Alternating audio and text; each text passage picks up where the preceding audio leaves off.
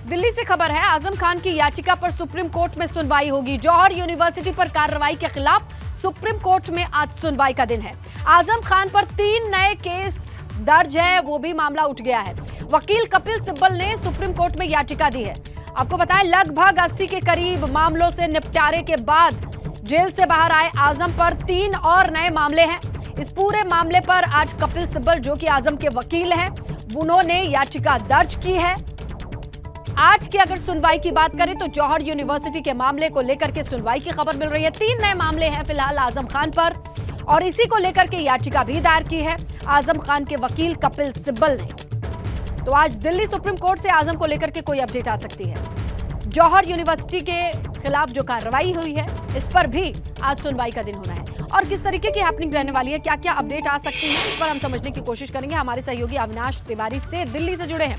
अविनाश, ये 3 नए मामले को लेकर के कपिल सिब्बल ने किस तरीके की याचिका दी है, और जौहर यूनिवर्सिटी को लेकर के क्या स्टेटस है?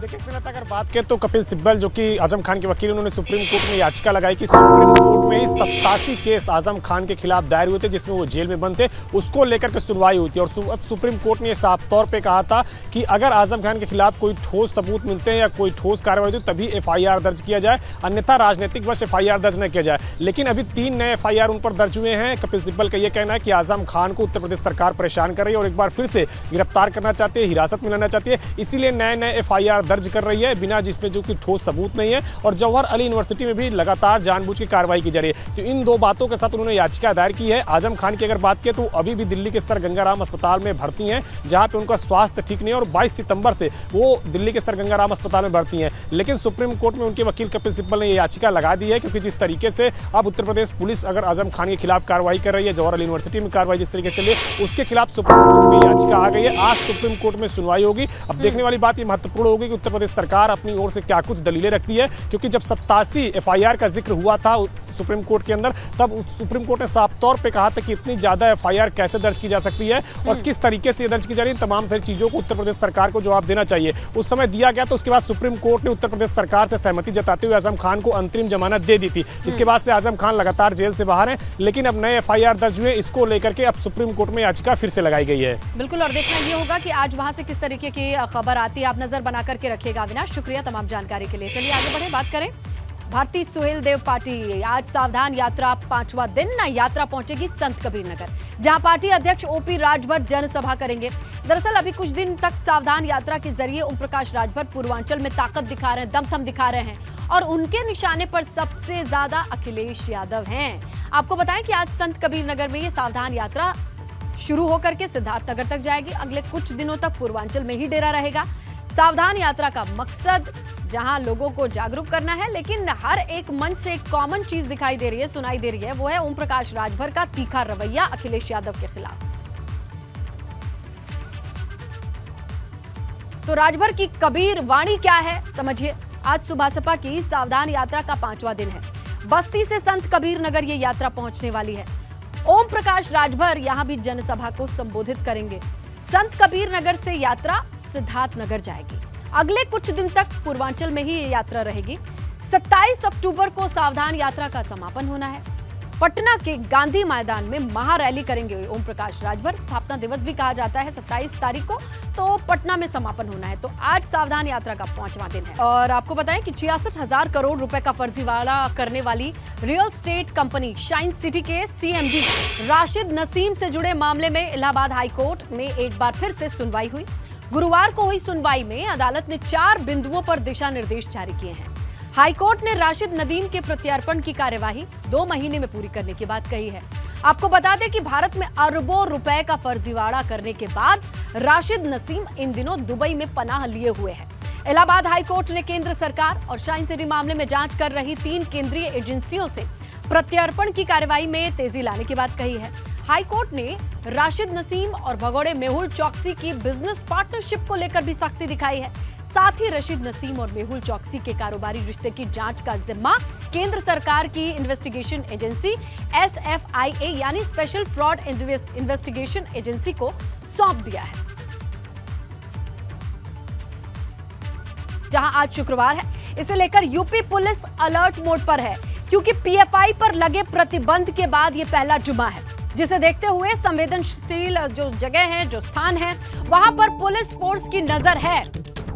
फुट पेट्रोलिंग के साथ गश्त बढ़ाने के निर्देश हैं। इतना ही नहीं, मस्जिदों के आसपास पुलिस की चौकसी बरतने के लिए कहा गया है। साथ ही संदिग्ध गतिविधियों की निगरानी हो, इसके लिए खुफिया टीमें भी तैनात हैं, ताकि किसी तरीके की कोई अप्रिय घटना हो, हंगामा हो या बवाल हो तो सही तरीके से निपटा जा सके। आपको ये बताएं कि पीएफआई मामले की जांच में यूपी को लेकर बड़ा खुलासा हुआ है। तमाम सख्ती के बावजूद यूपी में पॉपुलर फ्रंट ऑफ इंडिया का नेटवर्क तेजी से फैल रहा है। राज्य में अब तक पीएफआई के 250 से ज्यादा सेंटर्स के होने की बात भी सामने आई है। साथ ही यूपी से गिरफ्तार हुए पीएफआई के लोगों के पास से आपत्तिजनक दस्तावेज भी मिले हैं। तो इस पूरे बड़े फैसले के बाद जुमे की नमाज को लेकर संवेदनशीलता बढ़ती जा रही है, सेंसिटिव जोन्स पर नजर रखी जा रही है और किस तरीके की तैयारी है प्रशासन की ओर से समझने की कोशिश करेंगे। हमारे सहयोगी शैलेश अरोड़ा जुड़ चुके हैं। ग्राउंड पर जिस तरीके की हलचल है उसकी रिपोर्ट उनके पास है। तो शैलेश, कौन कौन से एरिया हैं, खासकर देखा जाए पश्चिमी यूपी को लेकर के इनपुट हमेशा आते रहे हैं, लखनऊ से कैसे ऑर्डर दिए गए हैं कि आज जुमे की नमाज को लेकर प्रशासन की ओर से? बिल्कुल देखिए, जिस तरह से 2 दिन ही हुए अभी पीएफआई पर और उसके कुछ सहयोगी संगठनों पर रोक लगाए हुए, तो ऐसे में उसके बाद ये देखिए आज पहला जुमा है और पहली जुमे की जब नमाज होगी इसको लेकर सक्रियता बढ़ा दी गई है। मुख्यालय से, लखनऊ से निर्देश दिए गए हैं सभी पुलिस कप्तान को, जो पुलिस कमिश्नरेट है वहाँ पर कमिश्नर को, कि वो सक्रिय रहे और निगरानी खास रखी जाएगी। मस्जिदों के आसपास निगरानी बढ़ा दी गई है, ड्रोन का इस्तेमाल किया जा रहा है, पुलिस फोर्स को बढ़ाया गया, अलर्ट पर रखा गया है। जो एजेंसीज है LIU और बाकी इंफॉर्मेशन से जुड़ी हुई उनको अलर्ट पर रखा गया है पूरी निगरानी के लिए। अगर बात देखिए राजधानी लखनऊ की करते हैं तो यहाँ पर जैसे टीले वाली मस्जिद हो गई, इसी तरह से अलग अलग पश्चिमी यूपी के तमाम देखिए ज़िले हैं, वहाँ पर प्रयागराज को लेकर देखिए ज़्यादा फोकस इसलिए क्योंकि पीछे कुछ समय पहले की अगर आप याद करेंगे तो कुछ ऐसे मामले सामने आए थे जहाँ पर माहौल ख़राब हुआ था। और इसके बाद देखिए लखनऊ की अगर हम बात करते हैं तो लखनऊ में अलर्ट इसलिए भी ज़्यादा क्योंकि जब पीएफआई के ऊपर, उनके लोगों के ऊपर छापेमारी का सिलसिला शुरू हुआ तो राजधानी लखनऊ से भी कई लोगों को हिरासत में लिया गया था। यहाँ पर भी NIA की टीमों ने, ED की टीमों ने छापेमारी की थी। तो वैसे में लखनऊ जो है उसको भी हाई अलर्ट पर रखा गया है। पश्चिमी यूपी के कई ज़िले हैं, कानपुर है, प्रयागराज है, तमाम ऐसे ज़िले हैं जहाँ पर पुलिस को ये कहा गया है कि वो सघन चेकिंग अभियान अगर जरूरत लगती है तो उसको चलाएंगे, पूरी मॉनिटरिंग करेंगे, ड्रोन से पूरी निगरानी की जाएगी। इसके अलावा फुट पेट्रोलिंग के लिए निर्देश दिए गए हैं, यानी कहीं पर कोई चूक होनी नहीं चाहिए। और क्योंकि देखिए पहला जुमा है, ऐसे में बिल्कुल हाई अलर्ट पर रखा गया है सभी चीजों को और किसी भी तरह से कोई माहौल ना खराब हो। 250 सेंटर्स यूपी में मिले हैं कई जगहों से। क्या कोई ऐसा इनपुट है कि इस कार्रवाई के बाद लोगों के भीतर किस तरीके के इमोशन हैं?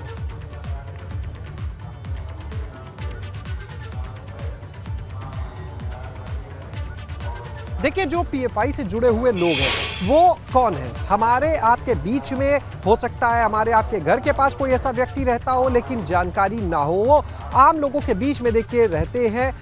लेकिन निश्चित रूप से देखिए जब इन लोगों पर कार्रवाई हुई है तो जो इनके सहयोगी हैं, जो उनके समर्थक हैं, उनमें एक नाराजगी है। वो नाराजगी जब पीएफआई पर बैन की बात सामने आई तो वो देखने को भी मिली। हम लोगों ने लगातार देखा कि किस तरह से इसको लेकर विरोध हो रहा है। तो कहीं अगर नाराजगी है और वो सही तरीके से बताई नहीं जाती है और उसका रिएक्शन सामने आता है तो इसी को लेकर के प्रशासन की तरफ से चुस्ती दुरुस्ती दिखाई जा रही है। देखना होगा कि जुमे की नमाज के वक्त की क्या तस्वीरें होती हैं। आज सेंसिटिव है तो अपडेट आपसे लेते रहेंगे। शैलेश, शुक्रिया जो आपने जानकारी अभी साझा करी दर्शकों से।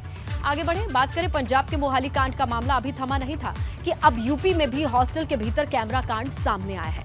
कानपुर के काकादेव इलाके में एक गर्ल्स हॉस्टल में छात्राओं का वीडियो बनाने का मसला सामने आया है। इस सनसनीखेज मामले में साई निवास हॉस्टल में रहने वाली छात्राओं का आरोप यह है कि यहां काम करने वाला ऋषि छात्राओं का अश्लील वीडियो बना रहा था। यह भी बताया जा रहा है कि 50 से ज्यादा छात्राओं ने सफाई कर्मी ऋषि के मोबाइल में छात्राओं के बने अश्लील वीडियो देखे हैं। वहीं मौके पर पहुंची पुलिस ने ऋषि को हिरासत में लिया है, उसका मोबाइल जब्त किया है, फॉरेंसिक जांच के लिए भेज दिया है। इस हॉस्टल का असल मालिक पुलिस विभाग में एक ऑफिसर बताया जा रहा है। छात्राओं की मांग है कि हॉस्टल को सीज किया जाए। पुलिस ने मामले की जांच के बाद कार्रवाई की बात कही है। मोहाली की तरह कानपुर में भी मामला निकल करके सामने आया है जहां छात्राओं ने अश्लील वीडियो बनाने के आरोप लगाए हैं। देखिए क्या नाम है आपका, क्या आरोप लगाया था आप लोगों ने, ये बताइए। क्या आरोप लगाया था? पुलिस से क्या बात हुई आपकी? देखिए, तमाम छात्राएं हैं यहाँ पर, कोई बात करने को तैयार नहीं है। हालांकि इनके आरोप थे कि मोहाली की तरह इनके भी अश्लील वीडियो बनाए गए थे। बात करने की कोशिश करें, क्या शिकायत करी थी आप लोगों ने? पुलिस से क्या बात हुई? पुलिस ने क्या बताया आप लोगों को? क्या बात हो रही थी आपकी? रुको, क्या बात हुई थी? देखिए, पुलिस से बात हुई और पुलिस से बात होने के बाद लड़कियां कुछ भी बोलने को तैयार नहीं। कई बार प्रयास किए गए, लेकिन आरोप ये था कि काकादेव इलाके में एक हॉस्टल में ये लड़कियां रहती हैं, वहाँ पर एक कर्मचारी ने इनके अश्लील वीडियो बनाए थे और उसके बाद रावतपुर थाने ये पहुंची थी शिकायत करने के लिए। बावजूद इसके बाद पुलिस ने इनसे क्या बात की है कुछ सामने निकल के नहीं आ रहा। तब से छात्राओं के मुंह बंद हो गए हैं, या यूँ कहें कि पुलिस ने सील करवा दिए हैं, क्योंकि पुलिस के बात करने के बाद छात्राएं कुछ भी बोलने को तैयार नहीं है। कई बार हमने प्रयास किया, लेकिन कुछ भी बोलने को तैयार नहीं हुई। पुलिस का कोई बड़ा अधिकारी भी यहाँ पर नहीं पहुँचा इतने संवेदनशील मामले के होने के बावजूद। और जब रावतपुर थाने के बाहर ये छात्राएं निकली हैं, उसके बाद से कुछ भी बोलने को तैयार नहीं है। कानपुर से कैमरामैन पंकज निगम के साथ रतीश त्रिवेदी, एबीपी गंगा।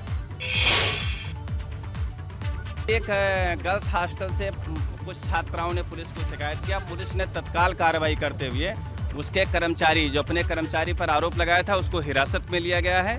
साथ ही साथ अभियोग पंजीकृत किया गया है। उसके जो कर्मचारी है उसका मोबाइल हम लोग सीज कर रहे हैं और मोबाइल की फॉरेंसिक और सर्विलांस जांच हेतु हम लोग उसको भेज रहे हैं, और जो भी तथ्य उसमें आगे प्रकाश में आएंगे उस पर हम लोग सख्त कार्रवाई करेंगे। कानपुर का कैमरा कांड क्या है समझते हैं। कानपुर के काकादेव में सनसनीखेज मामला सामने आया है। हॉस्टल में अश्लील वीडियो बनाने का आरोप है। छात्राओं ने सड़क पर उतर करके प्रदर्शन भी किया है। काकादेव के साईं हॉस्टल से जुड़ा यह मामला है। पुलिस ने आरोपी सफाई कर्मी को अब हिरासत में लिया है। दावा यह है आरोपी के मोबाइल में ये अश्लील वीडियो थे। छात्राओं ने कहा कि पहले से ही 55 से 60 वीडियो थे। पुलिस ने मोबाइल जब्त किया है, जांच जारी है। हॉस्टल के केयरटेकर की तलाश की जा रही है और बड़ी बात यह है कि वो पुलिस डिपार्टमेंट से ही ताल्लुक रखता है। किस तरीके की जांच चल रही है, आइए जानने की कोशिश कर रहे हैं। हमारे सहयोगी रतीश त्रिवेदी ग्राउंड पर कवर कर रहे हैं इस पूरे मामले को। रतीश, ये बताइए, पुलिस की जांच करनी है, लेकिन जिसका ये हॉस्टल है वो खुद पुलिस डिपार्टमेंट से रिलेटेड ऑफिसर बताया जा रहा है।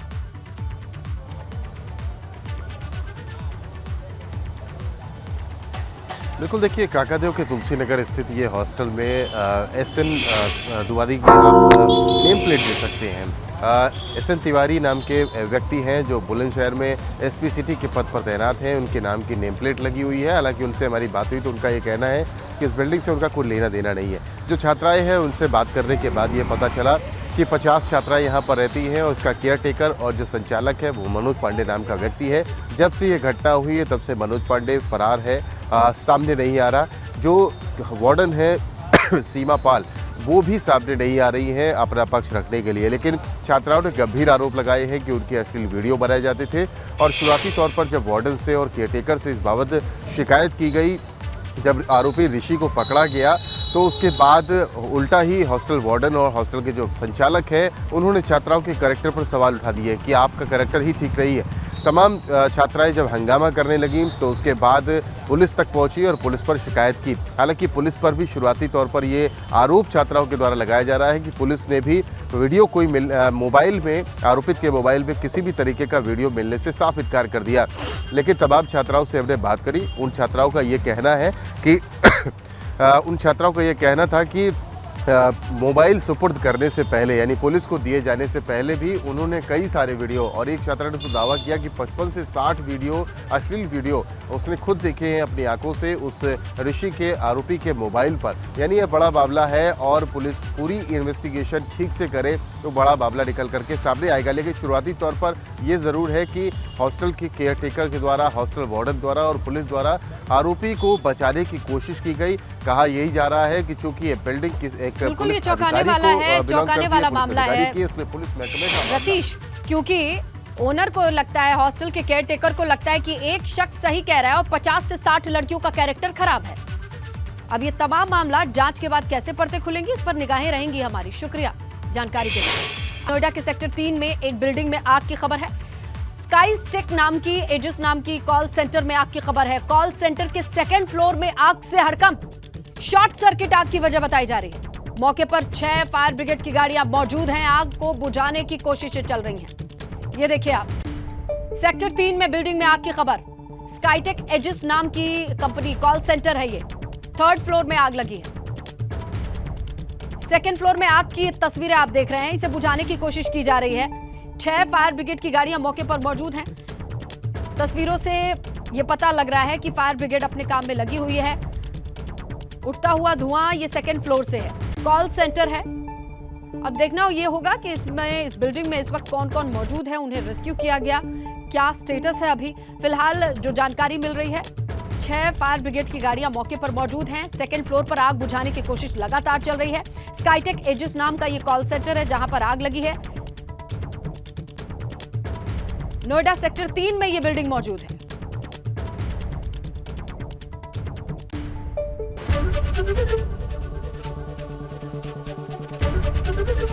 एबीपी गंगा, खबर आपकी, जुबान आपकी।